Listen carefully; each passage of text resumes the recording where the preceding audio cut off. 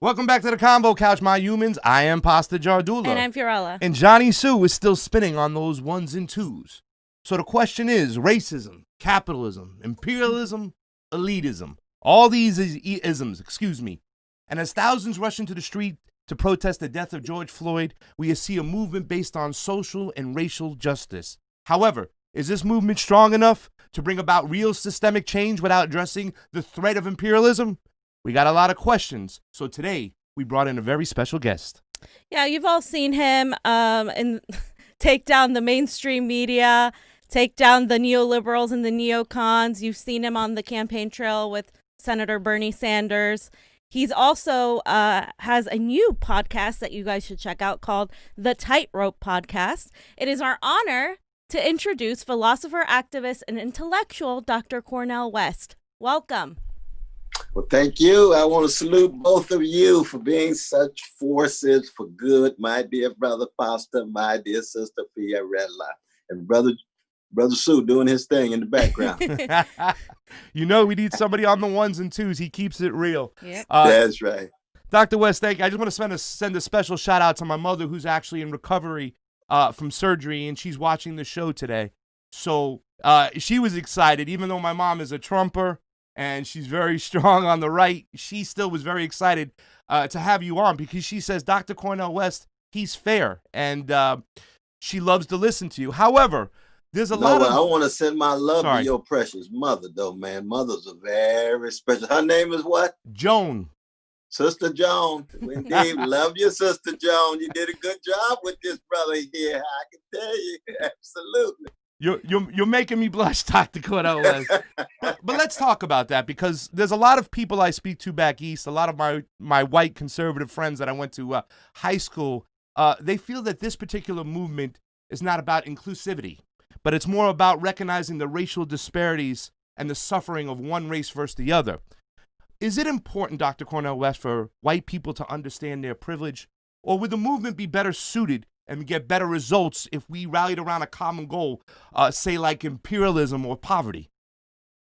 Well, for me, my brother, I'm fundamentally committed to something that cuts across race, gender, sexual orientation, and national identity, and that's truth and justice. Just truth and justice. The condition of truth is to allow suffering to speak. Suffering comes in a lot of different forms. It's true that Black suffering has been rendered invisible for decade after decade after decade. But we know justice applies to anybody who's suffering. It could be on the barrio, it could be white poor, it could be peasants in Brazil, it could be the working class in Peru, it could be sisters in China, whatever. And justice has to do with just treating people fairly, treating people decently, and having some kind of egalitarian ethic. So that when you look at a movement like Black Lives Matter, what you're getting is a focus on particular truths and justices that have been rendered invisible or violated in the history of the country. But you do have to have a broad enough vision so people can see that simply because you're focusing on a particular form of lies and crimes, which is the opposite of truth and justice, right? White supremacy is a particular lie that's tied to particular crimes. Male supremacy is another. Imperial subordination is another. Predatory capitalism, treating workers like their property or marginal utilities in some kind of equation, is another. But I believe in the primacy of the moral and the spiritual. So I always begin with morality, which is integrity, honesty, decency, concerned about truth, suffering of anybody, and then a spirituality, which really has to do with empathy and using one's imagination to get inside of the skin of other people, to walk a mile in their shoes. And see, that was the impact of Brother Floyd. You see, you had a lot of vanilla brothers and sisters, a lot of white brothers and sisters who looked at Brother Floyd and said, this is just so unjust, it's so barbaric, it's so vicious. I don't in any way want to be associated with that cold and callous white brother who could engage in that kind of vicious, barbaric action, that kind of public lynching. And so that was a crucial factor for this flowering and flourishing of people on the streets, not just of all colors, but after a while, it was disproportionately vanilla. It was largely white in a lot of different places. Why? Because the country is disproportionately vanilla. It's only 12.8% of black folk in the country. And you start having major demonstrations in South Dakota and North Dakota, that's not a chocolate affair. Yeah. You're going to have primarily white brothers and sisters out there, you see. So that part of the challenge, I think, though, brother, is how do we use the language of the quest for truth and justice in such a way that people can zero in on a particular form of injustice and others don't feel as if their suffering has no weight at all. See, that's what you don't want. That's the legacy of Martin Luther King Jr. and Fannie Lou Hamer and Ella Baker and so many others that we know in the history of this nation. Yeah, I mean, when we're activists. I mean, that's where we come from. We actually go out in the streets and protest, whatnot, and march with everybody. But you know, it's the movement seems like it's a little different than it was years ago. I'm still out there looking. That's true. I'm looking for the next Fred Hampton, somebody to really bring it together. Yeah, but what are my responsibilities as a white man in the progressive movement? How should I approach things? Because it's very sensitive out there at times. Well, it is very sensitive because, see, the dominant discourse these days tends to be one that focuses on white fragility, for example. It's a very popular book right now. So it has to do with, you know, white fears, insecurities, anxieties, white privilege, and one being concerned about one's white privilege. But you see, at the core of who we are the choices that we make. And the choices that we make have to be choices based on our sense of what we understand the truth to be, what we understand justice to be. So we don't have to ask for anybody's permission to be part of a movement concerned with truth and justice. Myself as a straight brother, I'm not going to ask my gay brothers and lesbian sisters and precious trans folk whether I have their permission to be part of their movement. I have to be humble enough to learn from their experiences because I don't know that much about it. But if they're being treated wrongly, I'm going to be there because it's a question of morality. And for me as a Christian, it's a matter of spirituality. You see, something that's wrong, you're going to fight it, no matter who it is. But when you then enter that movement, you enter with a sense of humility, recognizing that there's a whole lot of things that you haven't experienced, that you don't know about, that other people have experienced and know about. But you're there primarily to be a human being in solidarity with other human beings who are being treated wrongly and unfairly. See, that for me is the crucial level to cast it. That's not the way it's often cast because we're so polarized and we're so gangsterized these days that it's hard for us to even cross racial lines without all kinds of anxieties and insecurities being generated. Yeah. But in the end, you know, you want to be in solidarity. I'm not even crazy about the word ally. You know what I mean? I don't consider myself just an ally of indigenous peoples when I go to Standing Rock. I understand myself as trying to be a decent human being who's standing alongside other precious human beings who are being mistreated. And they're indigenous peoples. And I go in humbly, trying to learn from their situation, trying to learn from their insights, but I also have my own. You know, I bring something too. I have my own critical mind, you see. But it's solidarity, which is a much deeper notion than being allies in that way. You see, John Brown was not an ally in the Black freedom movement. The brother died for Black people. That's not an ally. That's a courageous human being who takes a stand in solidarity with other human beings who are suffering. He happens to be vanilla in their chocolate. Okay, fine. Thank you, Doctor. So you and I are both great admirers of Senator Bernie Sanders, but many of us felt let down when he dropped out and then endorsed Joe Biden, somebody who is diametrically opposed to everything he stands for. We just saw the Bernie Sanders and Joe Biden Unity Reform Commission come out, and among the missing items are Medicare for All, a Green New Deal, and defunding the police. So my question to you is, if progressives aren't getting from the Democratic establishment and from Joe Biden, what is the point in voting for a system that refuses to give us basic human rights? Yeah, that's a fundamental question, my dear sister, and it's a tough one because I have a lot of close brothers and sisters and comrades who come down in different ways in response to that question. And I love and respect them. I just disagree with them in terms of a particular strategy at this moment. See, I think that we're right on the edge of this snuffing out of the democratic experiment called the USA. That the possibilities of fascism are escalating every day. I'm thoroughly convinced that Brother Donald Trump is a neo-fascist gangster. What I mean by that is he's a human being, but he has a disregard for the law. He thinks that he can say and do anything and get away with it. He's tied to big money. He's tied to big military. He poses as if he's a populist, but he's a pseudo-populist. But he has levels of venom and vitriol in his rhetoric that not just polarize the country, but generate intense animosity of different groups that could lead toward a state of emergency, calling a martial law.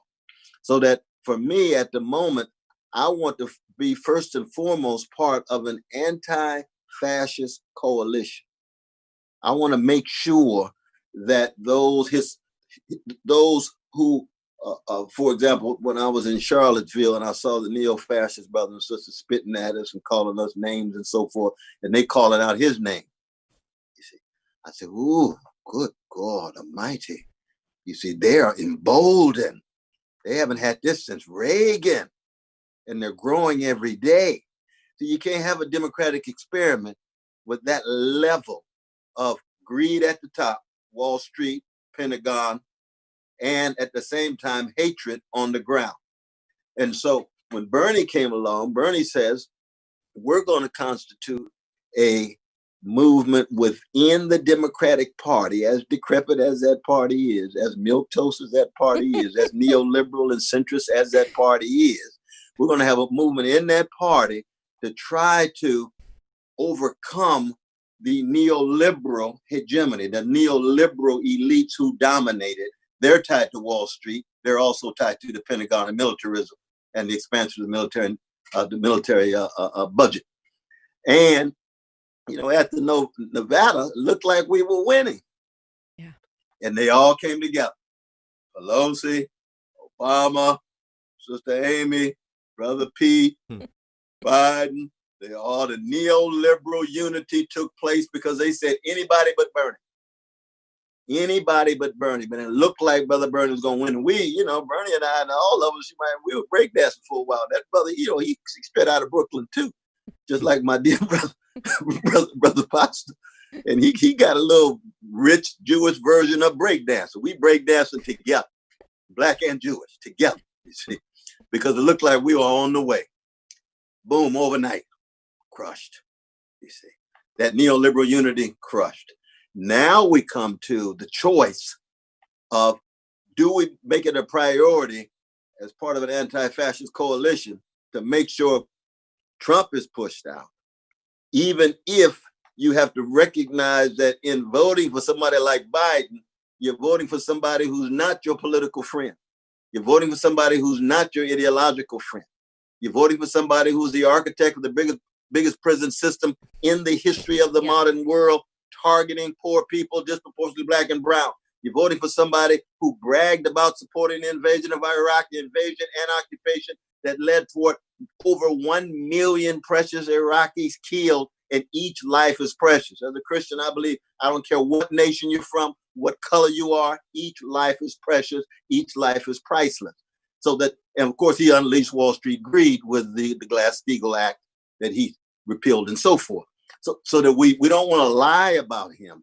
We want to be honest about him and say, this neoliberal disaster, which is what he is better than a neo-fascist catastrophe.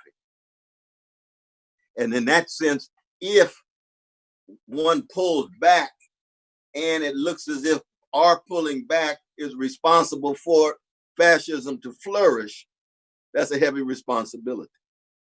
Now, I'm in a state like Massachusetts, so my vote doesn't make a big difference because, you know, Biden's going to win no matter what for the most part. So I could support the Green Party, your brother Nick's movement for a People's Party and so forth. I'm very open to third party formations and look forward to probably being a part of them at some point.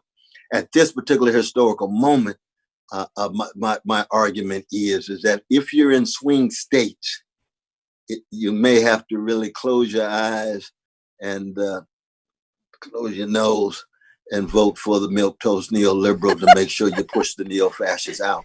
But there are many who would argue, support Brother Howard, Green Party. Yeah.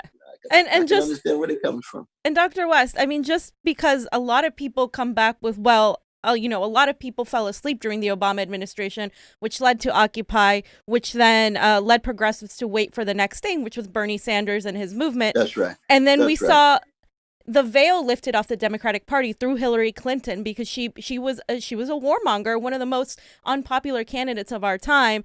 And when she went against Trump and Trump won, that ignited this whole mass movement of anti-fascism against authoritarianism, and it just unveiled all of the ugliness that lay in America for the longest time that we hadn't dealt with in racism, and people started getting out in the streets and fighting against Trump.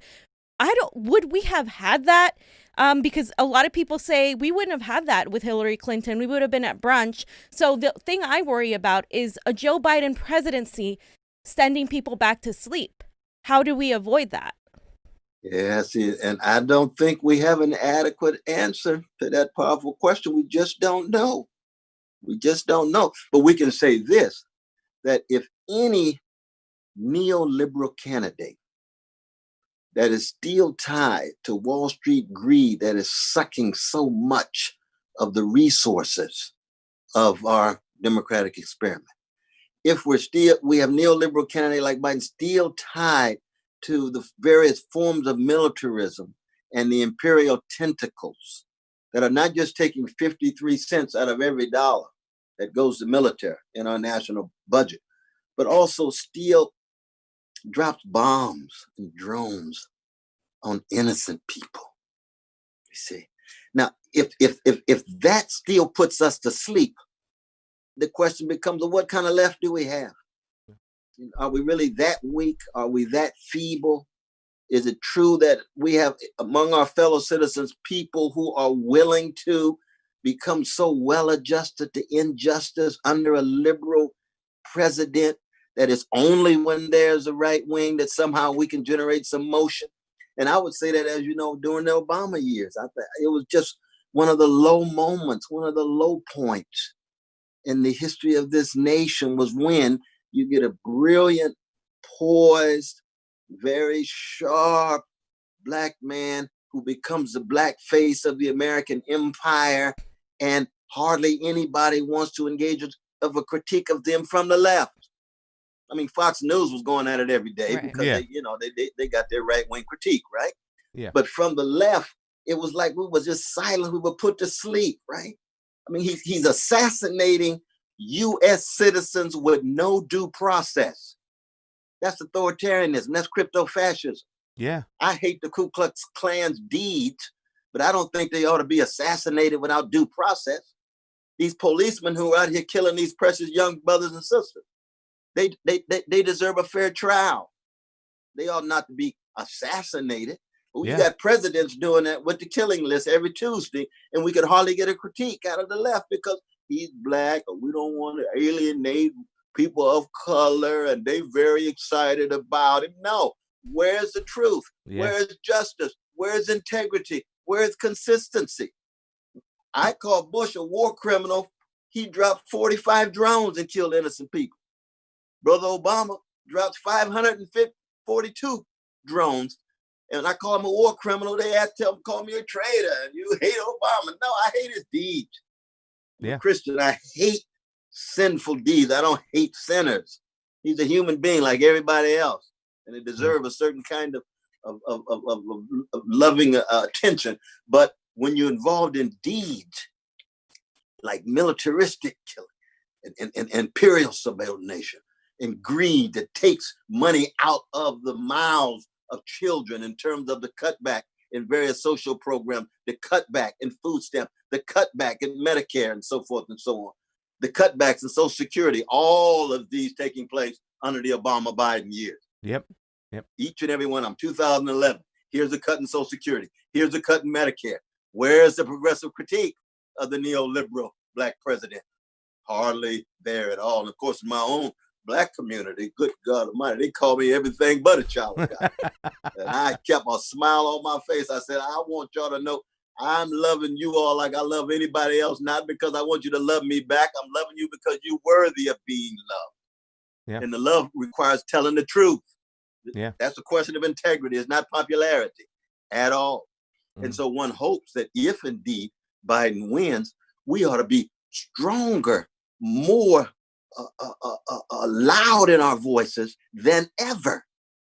Yeah. Because he's got some ugly things coming. It's just that I think that, again, the neoliberalism, as vicious as it is not as barbaric in many ways.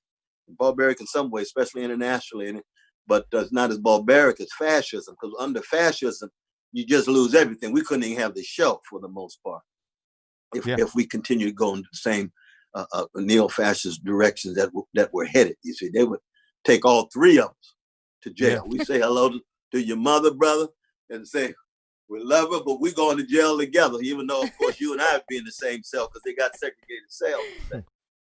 You didn't make a good case for voting for Biden, just let me say that much at all and stuff. And in fact, you know, I mean, I've supported Tulsi Gabbard. I always loved Bernie Sanders, 2016, and in 2020, I expected to get in the streets. And I think a lot of Tulsi people are going to vote for Trump over Biden, and some, you know, Bernie's people will vote for Biden over Trump. But I can't argue that because at heart, I'm an anti-imperialist first. And we didn't mention that Joe Biden also has Ukraine with the regime change. We didn't mention Joe Biden's attitude towards Russia. We didn't mention Joe Biden's attitude towards China. So when a lot of people, I can't vote shame them for voting for Trump over Biden because they feel that he's going to be less of an imperialist than Biden. And I can't even argue that. I think they're both bad. Yeah. But what you just brought up, and furthermore, Dr. West, because I think if we do vote for Biden, we will be moving backwards. I mean, Malcolm X said at a speech in front of a bunch of voters that you voted for the Democratic Party because you're a chump.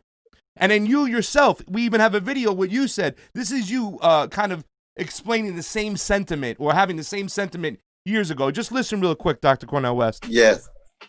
What's your criticism of liberals in America and in their analysis of race in America? I think the problem often is that liberals at times tend to be spineless milquetoast, which is to say that they're not paternalistic. The degree to which they act on their convictions is often quite weak, and that they refuse to acknowledge the degree to which America remains so deeply shaped by corporate elites and bank elites in this country. That liberals think that somehow the distribution of wealth in place can provide the background conditions for inclusion of others so that the pie would get bigger, so that economic growth by means of corporate priority can remain in place. And I think liberals are at times allies, at times they're unreliable allies, so I don't want to just whitewash them, as it were. But you've got to proceed quite cautiously with liberals. Boy, they're not going to like to hear you say that. That brings me to... Now, shortly after that speech, Dr. West, you were elected to the board. 30 years ago. You all really do your homework. That's beautiful. We do our homework here at the Convo Couch.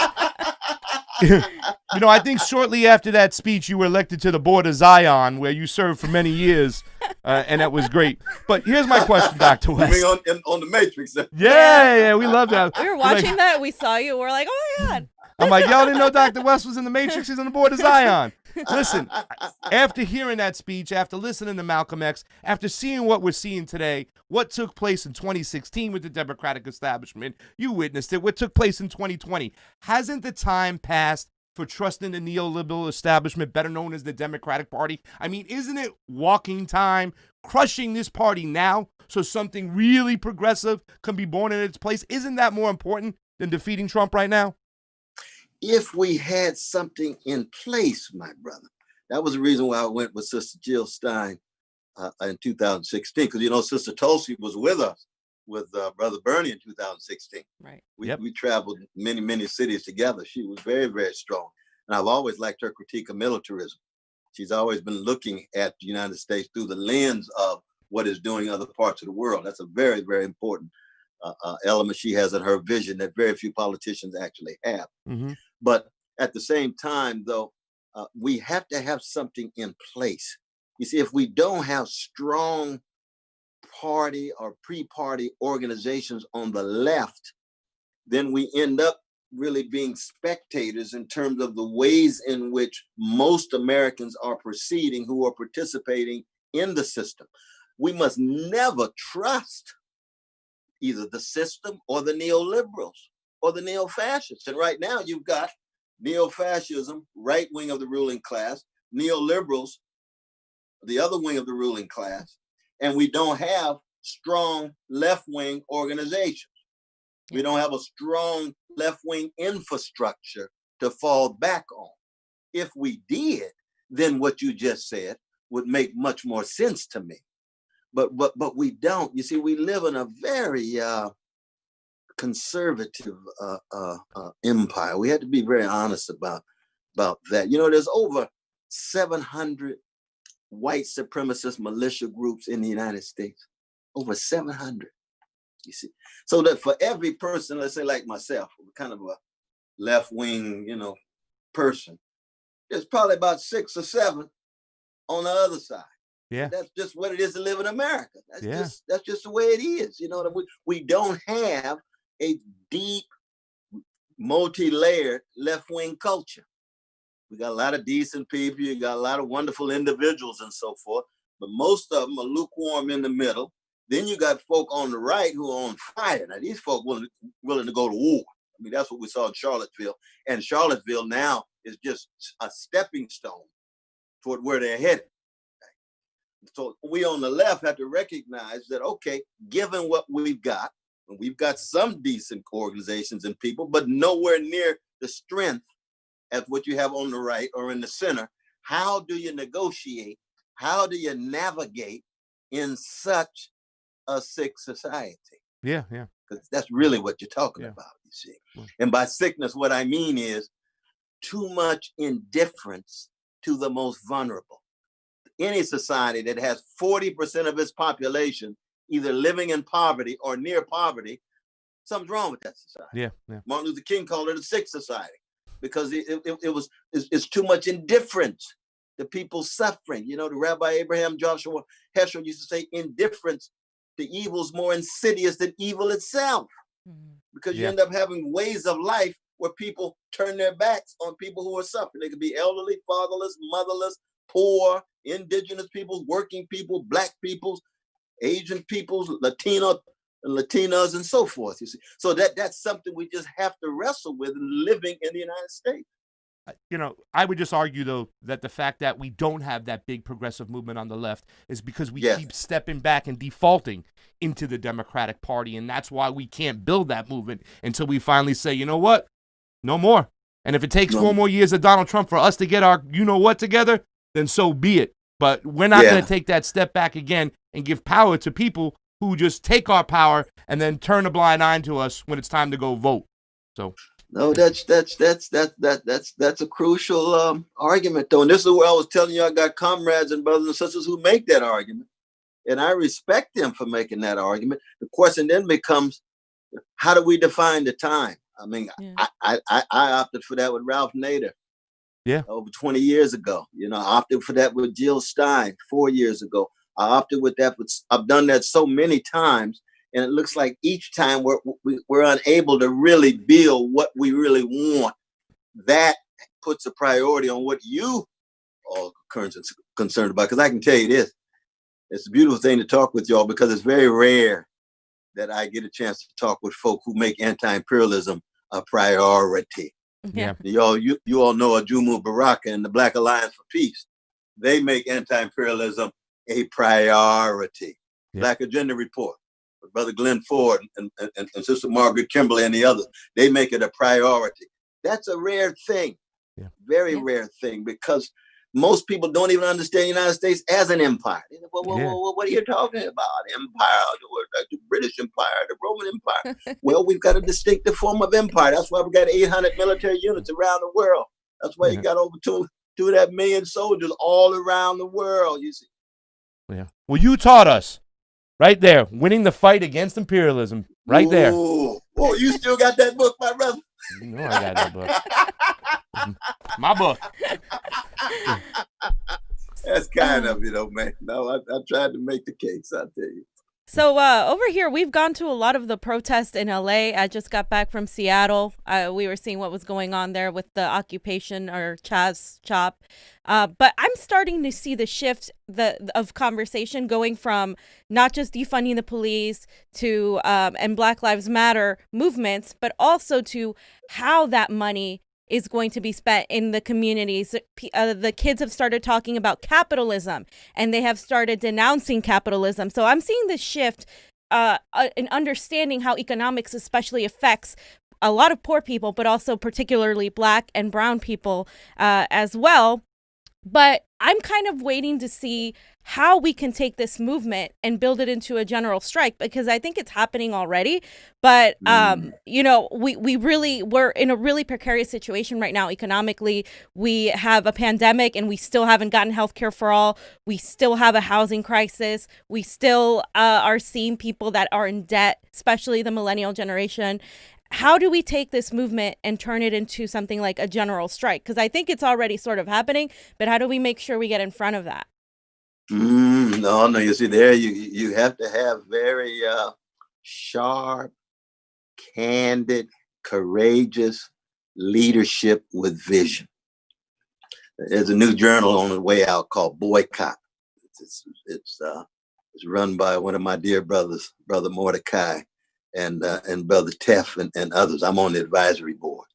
And it's talking about how you use various boycotts that can build up to various kinds of strikes. All of those are forms of power to put pressure on the status quo, to let them know that our suffering is unfair and unjustified. You see, absolutely. But see, for me, anytime you talk about defunding the police, you've got to start with defunding Pentagon. Yeah. You've got to start with defunding the Pentagon. See, both of the parties, again, neoliberals and neo-fascists, they vote for $750 billion. Pelosi and McConnell, they just dancing like Fred Astaire and Ginger Rogers when it comes to the support of the military budget. You see what I mean? And they act like they such foes and enemies. No, it's bipartisan all the way down, just like it was bipartisan in terms of the mass incarceration and so forth. So that if we're talking about defunding, let's start where the resources are at the highest levels of the empire. And what we mean is the reallocation of funds in such a way that we can get at the healthcare, jobs with a living wage, decent housing, quality education, those fundamental things that speak to people's needs. In addition to that, though, you note that there's already been a massive defunding of police when it comes to policing Wall Street. Exactly. Massive policing. The regulations weak as pre-sweetened Kool-Aid. You see, Wall Street does what it does. They look at the police and just laugh and push them aside. When it comes to policing businesses that are violating the rights of workers on the job in terms of their health, in terms of environmental issues and so forth. So that we have to look at the lens through which we view things. So that when people talk, oh my God, defunding the police, that's the worst thing. This is disorder. No, you've been policing. You've been defunding the police of corporate elites for the last 40 years. That's one reason why our trade unions are so weak. One reason why workers are afraid to organize. It's one reason why workers' productivity has gone up fourfold, and yet their wages go down. Yeah. That's what Wall Street greed is. And so when we talk about defunding police, you got to put it within this larger context. So it's not just a matter of people thinking, oh, there's not going to be any police around because they defunding it. No. This is public safety. This is ways in which resources are reallocated to take care of needs in addition to protection. But we're going to tighten up the policing of Wall Street. Billions and billions of taxes not paid. That's because the policing of them has been defunded. Yeah. Yeah. And that to me is very, very important perspective in terms of wrestling with where the movement is going at the moment. Same is true with these monuments. You see that it's just so quintessentially American in many ways to be obsessed with symbolic things and not want to get to the substantive thing. Yep. Yeah. There's nothing wrong with doing away with these monuments that are, Right. trying to honor white supremacists and other barbaric folk and so forth and so on. But to think that somehow this is a major concrete victory because you brought Andrew Jackson down off his horse and he's been dead for 170-something years. Yeah, I know. You say, hey, what's going on the ground? What's happening in terms of people's everyday lives? People get caught up with the symbolic too easily because it's the easy way out. Yeah. And so I'm not against the symbolic, but I'm very suspicious oftentimes of being too obsessed with the symbolic rather than the substantive. Yeah. I always say, like, when that statue goes in the water, do we get Medicare for all? Or when that statue goes into the water, we take it down. Right. Does that end imperialism? I don't think so. That's exactly So, right. And I also want to point out, Dr. Cornel West, that when you talk about defunding the police, Wall Just Street. Brother West. I'm sorry, Brother West. Yeah, there you go. Please, thank you so much. My heart is I'm filled all warm and joy here. But, talking about what happened last week, how weak the Democratic Party is when it comes to imperialism, that it took a libertarian and Rand Paul to go and try to defund the AUMF. And this should have been an historic vote. They had a chance. Do you want to end the war? 20 years, up or down, let's vote. And they were so weak, nobody talked about it. It went by in the night. It really was a moment that we could seize. I was excited for it, and we failed, and we failed miserably on that situation. You are so right, though, brother. You are so very right. That's why the voices that you all have, and those of Brother Juma Baraka and Glenn Ford and the others who are trying to keep track of the imperial tentacles and the motivation for imperial policies become very important. We have that battle right here at Harvard in terms of curriculum. Yeah. That each classroom I go in, I say, look, why are we not talking about an understanding of America as empire and democratic experiment, but a democratic experiment within the bowels of the empire? And the same is true when you talk about, well, the treatment of Africans and the enslavement of precious Africans was America's original sin. Nope, you're already on the wrong foot. On the wrong foot. No. The first one was treatment of indigenous peoples. Because if you look at white supremacy in terms of the European encounter with indigenous peoples, you understand America was an empire before it was a democratic experiment. It was a land, it was the resources. If you look at America only as having one original sin, which is black folk, and all we got to do is get that right, and our democracy is in good shape, and the empire is still restored. The empire is not contested. The empire is not called into question. You see? So you got to get the story right. And it takes us right back where we started with, what is the truth about America? What is the best of America? What is the worst of America? And if you keep track of the worst and the best, you'll discover there's a lot of folk who have been fighting against America as an empire for a long time, but their voices are drowned out. There's a lot of white brothers and sisters who have been fighting against white supremacy, but they're drowned out. There's men who have been in solidarity with fighting against male supremacy, but often drowned it out. There's Latino brothers and sisters who have been fundamental for the black struggle. There's black folk who have supported the Latino struggle. Those things are so easily pushed to the side because people, we need a more robust commitment to truth and justice. That's really what it comes down to. Yeah. Dr. West, I think that the main mechanism, Brother West, my bad. Brother West. Get it right. I mean, I think doctor sounds cool too, though. Doctor. No. I know you a free man. You a free brother. You use any language you want. I'm just saying you definitely open to use Brother West, because you definitely my brother, my dear sister, definitely my sister. Definitely. Brother West, the main mechanism that allows for imperialism, that allows for systemic racism, that allows for income inequality, I think it all starts with election rigging. Now, I've been starting to look into Fannie Lou Hamer and seeing what she thought about. But you take away our freedom of choice, you take away our voice. You take away our democracy, and in its place comes that plutocracy we talk about in the imperialistic corporate state. Now, Brother Bernie Sanders, his greatest sin, in my opinion, and I love the man to death, was the fact that he didn't take this issue on head on. Our friend, Mark Ridley Thomas, he's one of the board of supervisors right here. I felt is that right, Brother Mark? Yes. Brother. And, you know, like the guy, but feel that he's been rather quiet when it comes to election integrity. Now, this is one of the most important issues out there, I feel. You know, we're election integrity activists. We go out there, we hunt down these elections, the whole process, how it's run, the open software versus the closed software, all that stuff that's going on, provisional ballots and the racist element behind that.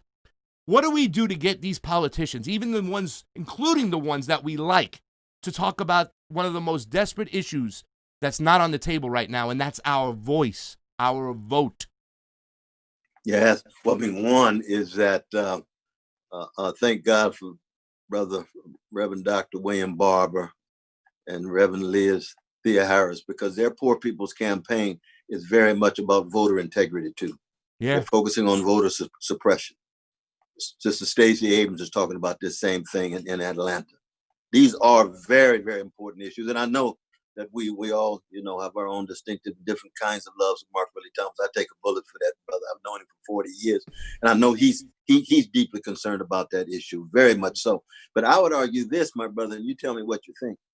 I think when you really get at the fundamental mechanisms of empire and imperialism, you're very much talking about the corporate priorities as a precondition for the way the American economy operates, because it's the corporations who are pushing the imperial policies in terms of their access to cheap labor, their access to cheap resources. And if they can somehow either convince the politicians not to raise the issues, or sometimes say, as donors and benefactors, we're not going to give you money if you raise this kind of issue, you see, then our politicians are beholden to those corporate priorities, which then overflow beyond our continental boundaries, and the connection then between corporate priorities abroad and the geopolitics of the empire in terms of trying to fight off other countries that are also trying to gain access to those resources, be it oil or what have you, or that cheap labor. So that the issue of voter integrity, crucial, no doubt about that. Yeah. But we also have to have politicians that are willing to present a serious challenge to corporate priorities. One of the things that I love about Brother Bernie, and I've had many critiques of my dear brother in terms of pushing him on the Middle East, you know, the very ugly Israeli occupation of precious Palestinian brothers and sisters, and doing that in such a way we're not putting down our precious Jewish brothers and sisters at all. We're standing for truth. We're standing for justice. We would do exactly the same thing if there were a Palestinian occupation of Jews. We'd be in solidarity with our Jewish brothers. So we're against occupation. You could be in Kashmir, you can be in Tibet, you can be on the West Bank. It's a question of morality and spirituality. But Bernie did move on that issue, and I was glad to see him. But he was mainly focused on Wall Street greed and Wall Street domination. And that is so very important, because that gets at the heart of so much of the economy and why it is that we've got so much poverty and near poverty among our precious citizens. When 1% of the population owns 41% of the wealth, the top 3 individuals having wealth equivalent to the bottom 50%. You can't have a democracy for too long with that level of wealth inequality that he would hit over and over again. Yeah. But I think you're right. He didn't get a chance to talk about the voter integrity and the integrity of the electoral political system as much as one would like. I think you're right about that. Yeah, I mean, because we talk about this corporate interest, but a lot of people don't know that our tabulation machines, I mean, this is a 21st century problem right now. You know, we have all the problems of the past still, but now we have corporately owned proprietary software in our tabulation machines, and I mean all of them. So, you know, with the flick of a switch, the elites can keep their power, and any progressive movement is then seized and halted simply because they're not going by the will of the people. Is there any particular reason why Bernie Sanders, who had the resources, who had these election integrity activists behind him saying, let's go. I mean, this is, I think he would have won if we counted the vote in 2016. Is there any reason why he slept on this?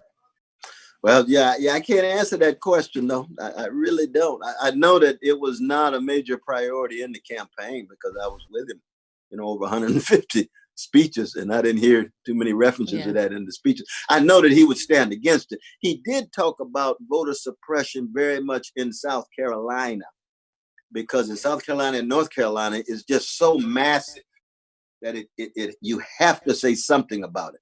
Right. But I don't think he said too much when he got to California, from what I can tell. No. We tried to warn the campaign. Yeah. We were going to Jeff Weaver. We were going to Raphael Navarre. Is that right? Really? Oh, we have it documented. We're like, this is going to be a disaster. It was a mess. I mean, he still won because of the work of the field organizers and the volunteers. He should have won like this. He should have won much higher. Joe Biden didn't campaign here at all. So it was very devastating type of primary in my opinion. But I'm sorry that I didn't get a chance to hear you all in that way, because I would have tried to convey that to him. They shunned us. They shunned us. When he won California, it looked like it was announced like a week or 2 weeks later. Yeah, it was. Yeah. And it didn't have the same weight and gravity, though, did it? No. And Biden, there's no way he got those votes. We started hunting down the mail-in situation, and we find out that they're printing the ballots, outsourcing it to Seattle to some rich kind of elitist kind of kid who's got roots, who's producing our mail-in ballots. I want an audit and go like, let's look in those mail-in ballots, because I don't know where Joe Biden's getting those votes from. He didn't even come when we met at the convention. He didn't even go to the convention. Yeah. Is that right? Yeah, he didn't go. This is all news to me. Wow. Yeah. I mean, there was a lot to keep track of too. But the provisional thing, what they did to Latin people here in LA, it was a shame. Poor people, Dr. West. I mean, poor people. I mean, I have a theory that they really went after the working Latino vote by way of provisional ballots, by making them think that they can vote, and then throwing them away, because we went and saw the ballot counting for provisionals. We almost cried there were so many. And then the suppression in line, what they did in LA is the Bernie bro, the hipster who would vote on voting day, was just not going to wait 5 to 7 hours. So politically, it was very sinister what they did in LA, but they accomplished their goal. Wow. Well, I tell you, thank God our Latino brothers and sisters came through for Brother Bernie strong. See, one of the things that will be written about the history of the Bernie Sanders campaign is the first time in the history of the nation that the most progressive community in America did not support the most progressive candidate running for president, and that's the Black community.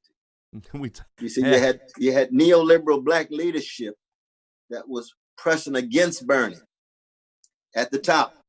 We had strong support of young Black folk, but those over 45, 50, all locked into the neoliberal legacy of Obama and company, they would not touch Bernie with a 10-foot pole. And it was clear that they were shifting historically. See, one of the effects of the Obama presidency was that Black people became more pro-war than they've ever been. We've always been more anti-war. But if Obama wants to do in Libya, if Obama's dropping bombs on Somalia and Afghanistan, it must be a positive thing, because he's Black and we Black. So all of a sudden, when it came to the anti-imperial sensibility, it started getting weaker and weaker because of the racial tie. And you see, the thing is, you got to have a moral and spiritual dimension. I don't care what color the person is. Because if we just go tribal, all of us got fascists in our communities. Italian, Peruvian, German, Russian. We all got gangsters in our communities, right? But we got some decent folk too. So you got to make a moral discernment. You got to make a spiritual judgment as to who you're supporting. And so what happened was, Biden, all of a sudden, people are crazy about him because he was the vice president. What kind of argument is that? Johnny? Johnny Sue got something to say. Yeah. Oh, yeah, Brother John. Brother West. my dear brother, salute you, man.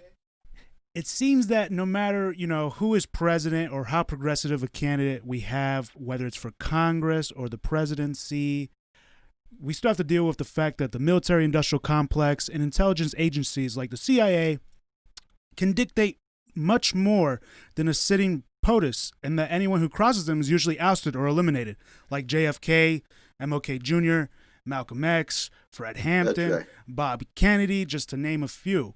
How do we tackle such a powerful system if even our elected end up falling in line because it seems insurmountable? I'm telling you, all got some powerful questions on this show. All three of you. All three of you. But that has been the most difficult question for anybody who has a deep love for poor people and a love for working people. And when you love folk, you hate the fact they're being treated unjustly. And you got to do something. But the powers that be, in terms of both military, financial, corporate media, the educational system, all work together in such a way that they make it very difficult for people who are really concerned about poor and working people, really concerned about the least of these. You see in the 25th chapter of Matthew, what you do for the least of these, the prisoners, the children, the elderly, the fatherless, the motherless, the widow. And so anybody who is fundamentally committed to truth and justice in America better be ready for either character or literal assassination. That's just what it is to live in the country that we live in. When we got a long, long history of truth tellers whose character was assassinated, misconstrued, lied on, and so forth, marginalized, or were literally killed by bullets. And this is true right across the board. We live in a very violent civilization. The American empire itself begins with the frontier as this dominant myth. What is the frontier? It's supposed to be this line between the civilized and the savages, and you get psychic regeneration through violence by dominating the savages. So you go from 13 colonies to 48 and think you don't have an empire, even though you own somebody else's land. They call it manifest destiny. No, that's too deodorized. Let's keep it funky. Let's tell the truth. It's called imperial expansion. Yep. You see? And so that was by violence, the John Waynes and others. These are violent folk, cowboys killing these indigenous peoples, enslaving these Africans. The white working class men didn't even have a right to engage in collective bargaining until 1936. In Argentina, they had that right in 1836. Argentina is not a country known for being on the cutting edge of social justice. But they beat America 100 years in terms of their working class. Meaning what? Meaning that the power of those with huge amounts of property, the power of the ruling class, was such that it was overwhelming. When they organized in Ohio, Rockefeller had a private army bigger than the state army. And the workers here trying to get justice, they get crushed by both. Yep. So there's this sense of, do we have the spirit? Do we have the moral fortitude to bear witness even when it looks like we might not win? And are you willing to live and die even when it looks like your cause might not win? The great Norman Thomas used to always say, he's one of the great freedom fighters of the 20th century. The Vanilla brother, head of the Socialist Party for over 60 years.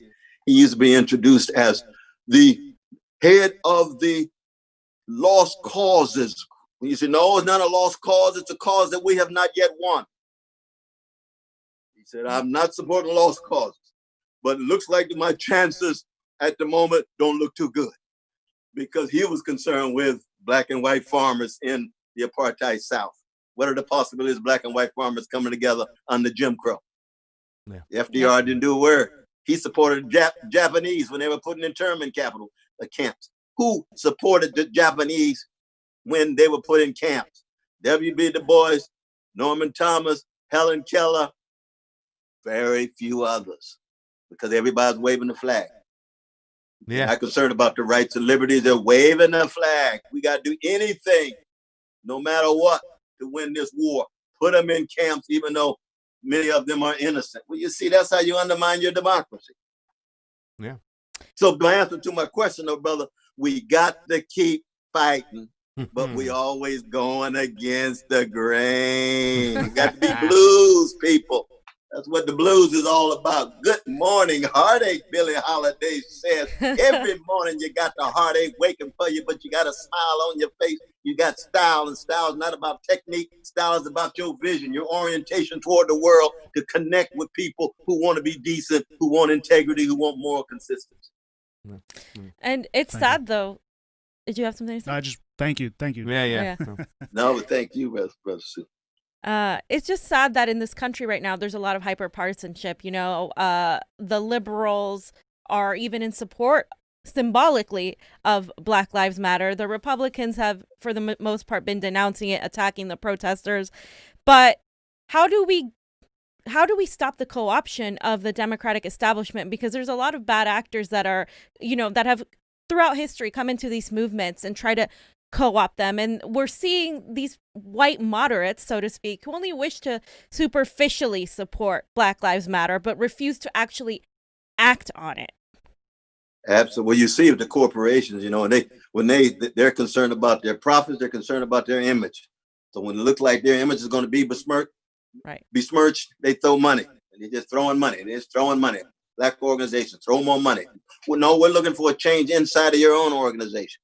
We're looking for a change within the culture of your organization. Well, that's something we're concerned about too. But for the most part, we just want to throw this money out to pacify them and hope it passes by and fall right back into business as usual. And you end up with the class hierarchy, the imperial hierarchy still the same, trying to make it a little more colorful, but still not treating folk with the kind of respect they really deserve. And we just need voices that are honest, voices that are fair. You know, if you got, everybody knows Fox News is a propaganda voice of neo-fascist Trump in the White House, but MSNBC was a propaganda voice under neoliberal President Obama.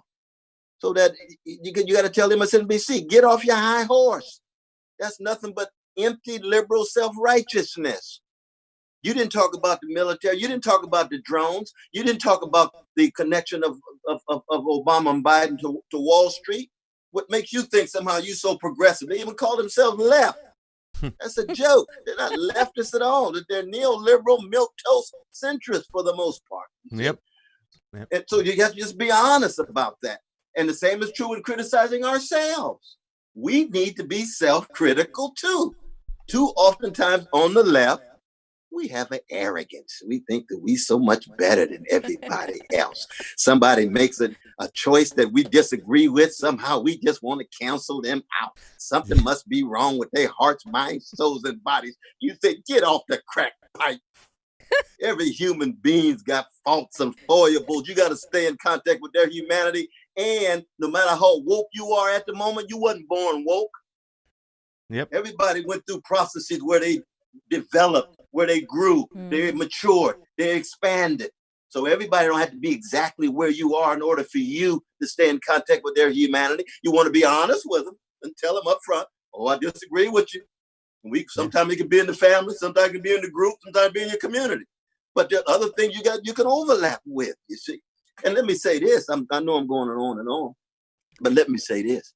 I think the greatest thing about the American empire is its music. Yep. You see, the music that has come out of this empire, you see, from blues and jazz and Frank Sinatra and Billie Holiday and Donny Hathaway and Luther Vandross and Bob Dylan and Carlos Santana, Stephen Sondheim. I mean, the music has been in some ways the model for ways in which we can connect at a human level and deal with the fact that we're going to die one day. Deal with the fact that all of us fall in sometimes out of love. You're going to have to deal with that catastrophe one way or another. And that music's going to speak to that. But see, that's at that deep human level. And so we got to catch up with a lot of our musicians, you see. Yeah. You get John Coltrane blowing Love Supreme. He's going to touch you in ways that you never realized. And then here come Tony Bennett singing with the Queen of Soul, Aretha Franklin. You listen to him to sing, how you stop the music, oh Lord, it's gonna touch you at a deep level. You say, ooh, even the American Empire and all of its barbarity has this rich sense of delicacy when it comes to the best of our musical tradition. That's why for me, the musicians are always the model. I think musicians are the real vanguard of the species. Yep. They're the ones who remind us of our humanity, of love and sorrow and sadness and joy, and the fact that we all will one day be the culinary delight of terrestrial worms. Yeah. You know, I mean, I think we have to also give credit to hip hop, because I remember being around for the birth of hip hop, you know, and a lot of my cousins, they were DJs for hip hop. So I got into the clubs, you know, where it was this multicultural thing that I've experienced for the first time in my life, you know, as we're going. And I'm talking about the old school hip hop. I know some of it has been taken over and kind of like, you know, corporatized and just bastardized and stuff. But hip hop, you know, when you hear Lil Wayne say that most of the people who buy his albums are poor white people, I see that also as a gateway continuing on from jazz and whatnot. And also, you know, sports. My dad went to Jackie Robinson's first game. He went to Jackie Robinson's first game. And my dad talked differently than my uncles that came from Brooklyn, who came from Bedford-Stuyvesant, where they were fighting in the streets and stuff. And Jackie Robinson also was, you know, a stepping stone for me. And the way my father taught me and why I am here today is because of Jackie. You know, Jackie was thrown out more than any player. They went out with spikes. He wasn't there just because of his talent. He was there because of his rhetoric, you know, and the way he handled things. He turned a blind eye to build bridges. So I want to give some love to hip hop, because I know Johnny's a big hip hop guy, and so am I. And sports, you know. You are so right. You are so right. Because when I talk about a black musical tradition, you know, beginning in '79 with Sugar Hill Gang, you're getting then the creation of a whole new art form that becomes the lingua franca, the universal language of the whole youth culture around the world.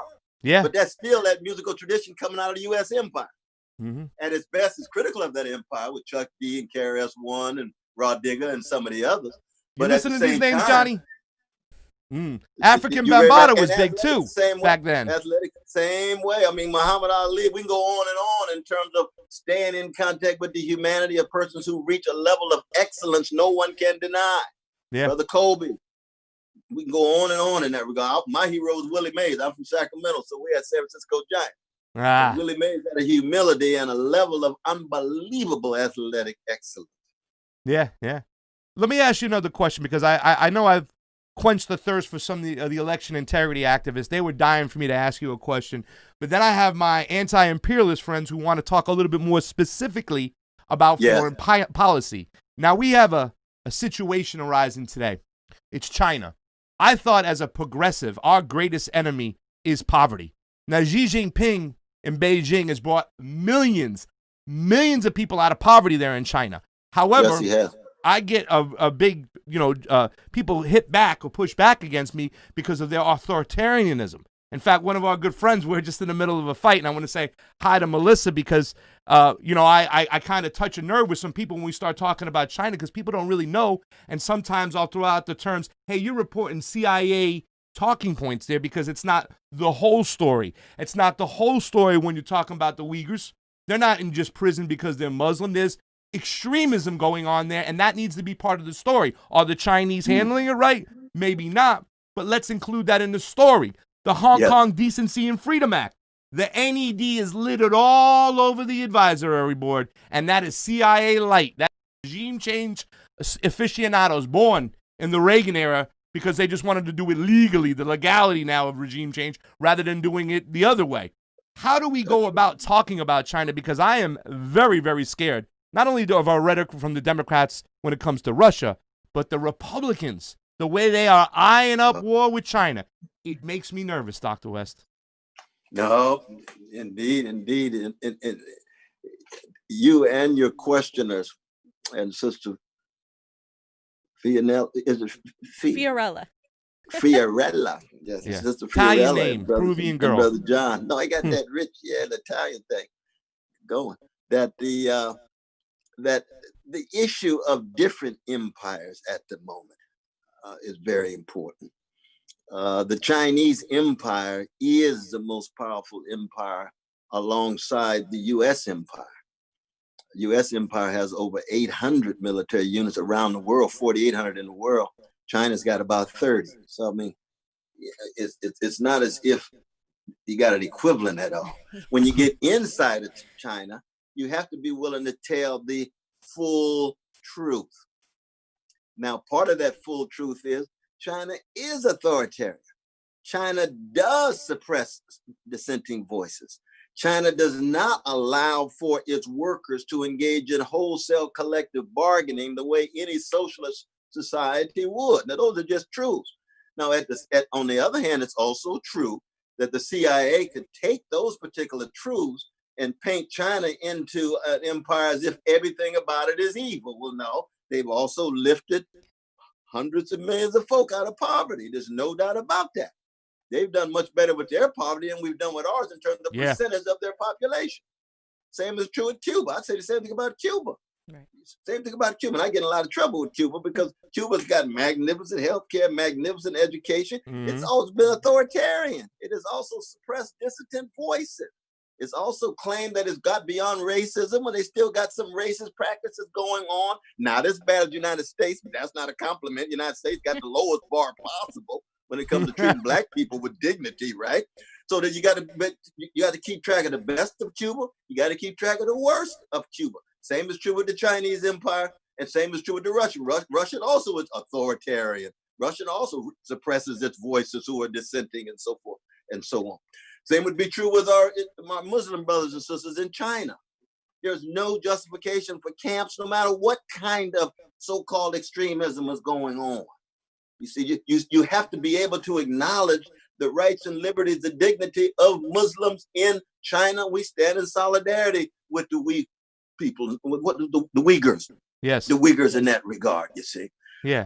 But now, see, with Russia, it's a little different because you see, Russia and the United States, it reveals the unbelievable hypocrisy of the United States. You see, for the United States to have bases in a country that has a boundary with Russia is like Russia having bases in Mexico. Yeah. If Russia had bases in Mexico, Mexico would hardly exist. We found that in Cuba, 1962. Yep. You see, the United States would not allow Russia to get within 1,000 miles of its border. And here Russia has to deal with nations that are right on its border. Some of the nations it used to have within its empire, like the Ukraine. And Russia was promised that there would be no such bases, and the United States violated that promise. Now, that doesn't mean that Putin's not a gangster. We know he's a gangster. Yes, he is. No doubt about that. Doesn't mean Russia's not authoritarian. Of course it is. But every empire has to protect itself and those nations close to it in terms of it being attacked. So the United States is just so hypocritical when it comes to what they're doing to Russia to generate a Russian reaction. And if Russia did exactly the same thing to the United States, it wouldn't generate an abstract reaction. The United States would engage in attacks on Mexico the next day. Yep. And the Democrats and the Republicans would be marching under the same banner. Mm-hmm. They all agree on war. They all line on it. That major agreement. The empires agree on war vis-a-vis their own interests, geopolitical and corporate. So in covering these protests, we've seen how the mainstream media has turned the protesters into violent looters. They have framed the narrative as these protesters being the one destroying property, not being productive to their cause. In many cases, though, the people doing it weren't even really there to protest for Black lives or against police brutality, but simply taking advantage of it. But even if they were vandalizing as a form of protest, though, like we could study history and look at looting or vandalizing is a form of protest, then we shouldn't tell people necessarily how to riot. But how can we be violent? How can these protesters be violent when they're protesting the violence of the oppressor? It's kind of ironic because it became they're protesting police brutality, and then the mainstream media narrative became about how violent these protesters are being. And further, is revolutionary change even possible without violence? And that's a hefty question because we could all agree or disagree on that. But Yeah, no, indeed, indeed. Well, I tell you, you all come ready though, don't you? Oh yeah. You all well You get in there prepared, fortified for this 1%. dialogue. Well, one is Pick one that from the chat. one has to take a stand one way or another in terms of the issues of violence and so forth. Yeah. That as a revolutionary Christian, I don't agree with my dear brother Martin Luther King Jr. or my dear brother Desmond Tutu, who are absolute pacifists. I'm not an absolute pacifist at all. I believe in exploring all nonviolent options and alternatives. But when those alternatives are still unable to protect the vulnerable, then there's justification of certain kinds of violence and war. So I would have fought with Nelson Mandela against the apartheid regime. They explored every nonviolent possibility, and that regime still killed the precious black babies, men, women, and so forth. Same is true with Hitler. Yeah. Now here we got a Jim Crow army coming out of the U.S. empire, joining with the Soviet Union to push back this thug called Hitler trying to dominate the world. I would have fought against Hitler. Yeah. It doesn't mean I'm pro Jim Crow. It just means at that time, that's the only army I could join in order to fight fascism. I am anti-fascist, but I'm also anti-imperialist. Mm-hmm. So there might be conditions in Peru where you explore every nonviolent alternative. I'm with my Peruvian brothers and sisters because this is the only option left, you see. Now, when it comes to rebellions and uprisings in the United States, I think the first thing to note is that the moral authority is very important here. See, that the United States, the history of looting of indigenous peoples and black peoples and working peoples, legalized looting, which still goes on this very moment. That Wall Street has been legalized, involved in legalized looting with billions and billions and billions and billions of dollars that they've had access to by means of criminality, insider trading, market manipulation, predatory lending, fraudulent activities. How many of them went to jail? Not one. So that looting takes place in a legalized mode, or it takes place in a quote unquote illegalized mode. Now, again, somebody like myself who takes the primacy of the moral and spiritual seriously, I don't believe that innocent people should be maimed or murdered. I don't care who they are. I don't care who they are. They could be Israeli in Tel Aviv who support a vicious Israeli occupation. I don't think that if they're not in the army, they should be attacked. They could be precious Palestinian women who are trying to work, write, go to school, raise their kids with families and so forth under a vicious Israeli occupation. They are killed. That's wrong. So there has to be some moral consistency here in terms of innocent folks. So even if a looter were to kill another innocent American citizen, I'm very critical of that. Now, if a looter attacks property, that's a different thing. That's a very different thing because I'm not crazy about it. I'm not promoting it at all, but it's not a person. Yeah. It's not a person. And for people to get much more upset with a brother or sister in the street trying to fight police murder and police brutality who throws a brick in a window, they get more upset with that than they do the policeman who killed a black brother or sister. See, something's wrong with that for me. Yeah. And so we have to understand the different forms of violence. There's institutionalized violence people have to deal with every day. There's structural violence. There's psychic violence that people have to deal with every day, you see. I'm against violence, but I'm not a pacifist. Because sometimes, given the world in which we live, given the kind of human beings that all of us are, the only response to violence in self-defense is violence. And same would be true. Martin Luther King Jr. had to deal with this question in terms of the self-defense of his house when he blew up his house in January 1956. And his wife said, well, Martin, I noticed you got a gun now, and I thought you were a pacifist. He said, yeah, but I'm trying to rethink this thing because they're trying to kill us. And I just want to defend us. Self-defense. Now, Coretta was more radical in her pacifism than Martin was. She said, no, I don't even believe in violence for self-defense. Martin said, well, I got to think that through. And he convinced her over time. I believe in violent self-defense. Yeah. He said, somebody messing with my loved one, it ain't going to be no kumbaya moment. No, not at all. But it's a very special set of circumstances for what people call just war, in which you can justify engaging in violence in that way. Yeah. Dr. West, we're going to take one question from our audience because we had such a great audience today. But before I point that out, I'd just like to say that there's an artist out there that's been doing cartoon work of the independent media and the progressives out there, and they just recently did mine and Fiorella's picture, and look who I was right next to. Can you see that? Lord, I got so lucky. They put my picture right next to Dr. Cornel West. So when anybody sees Dr. Cornel West, you're looking sharp there, brother. Thank you. This is the moment that I told Mom I've arrived. I am next to brother Dr. Cornel West in a cartoon. Johnny, get the last question from the audience. Right on.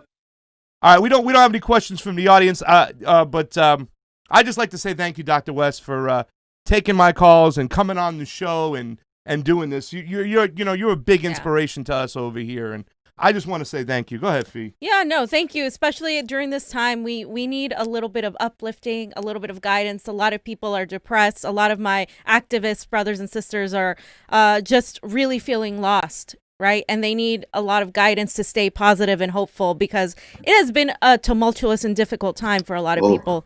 So thank you. It's true. Well, we all need each other. Yeah. But this is Fiorella, my dear brother, Big Pasta, and my brother, John, that we are in it together. And we're in it together like a jazz orchestra.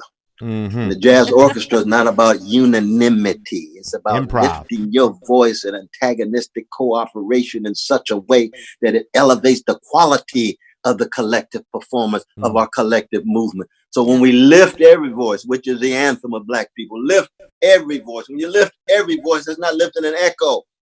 We don't need no echoes. We got enough echo chambers and people just extensions of the echo chamber. You think for yourself, love for yourself, see for yourself. That's what it is to be human at the deepest level. And that's what democracy is all about. That's why democracy must be anti-imperialist, because we want every voice in Africa and Latin America and Asia and Europe and the Caribbean. We want those voices to be heard, and nobody raises their voice and chooses poverty. Nobody raises their voice and chooses incarceration. Nobody raises their voice and chooses no quality schools for their precious children. And when we see those conditions, you can rest be assured their voices are not heard. So we're right back to the music, right back to the athletic. Of course, we know how musical Michael Jordan actually was on that court, even given his politics that need a little challenging. We know how musical Kanye West is. He's a genius. His politics need to be challenged. But the art itself represents a democratic expression of everyday people being heard. And that's what it's about. And that's another reason why we go down swinging with style and smile. Because it's always a blessing to be in dialogue and be a part of the communion, not just the community, but the communion with each other, reveling in each other's humanity, even as we live in such a grim world and such a bleak moment in time.